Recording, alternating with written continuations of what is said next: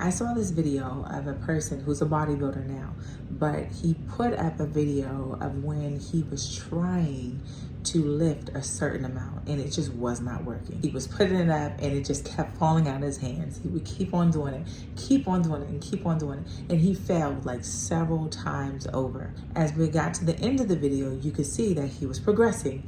And then all of a sudden he was catching the weights and he was able to sustain it. He put it down and then he was able to do it again. That just made me think about us and some of the things that we put in place, the things that we're trying to do for ourselves. We put into place routines. We put into place, we're trying to change our habits. We're trying to do different things, and that's bettering ourselves. We're putting just different routines in place to be able to foster that. But when we set those routines and they don't necessarily go as planned, sometimes we tend to get really frustrated. To take it a step further, sometimes it's where we get so frustrated to the point where we just give up.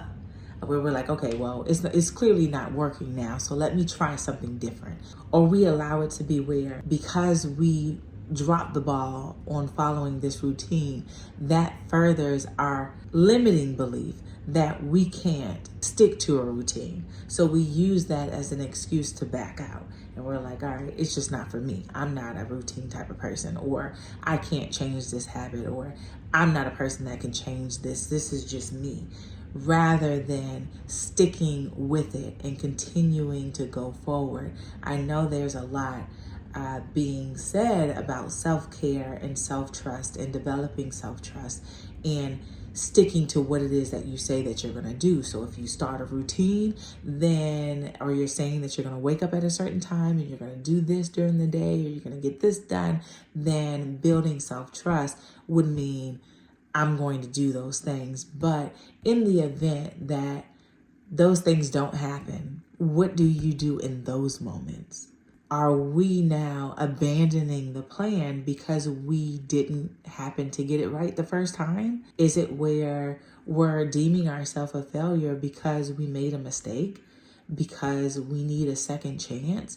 One thing that I want us to understand is that we haven't done this before. We're learning as we're going, so we're bound to drop the ball.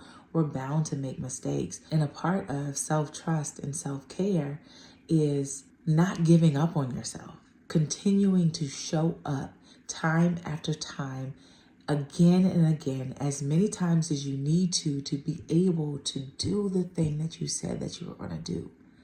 Because you are that valuable to yourself, because you love yourself that much, because you refuse to give up on yourself, because you are worth it.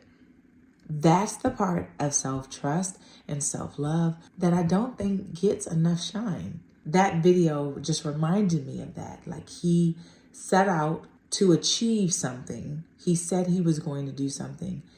And no, the first time he didn't. He wasn't able to do it. The second time he wasn't able to do it. The third time, the fourth time, the fifth time. He wasn't able to do it, but he kept showing up every day, every week, doing the same thing. And like, look, I love you enough to do this. I'm going to stick it out for you.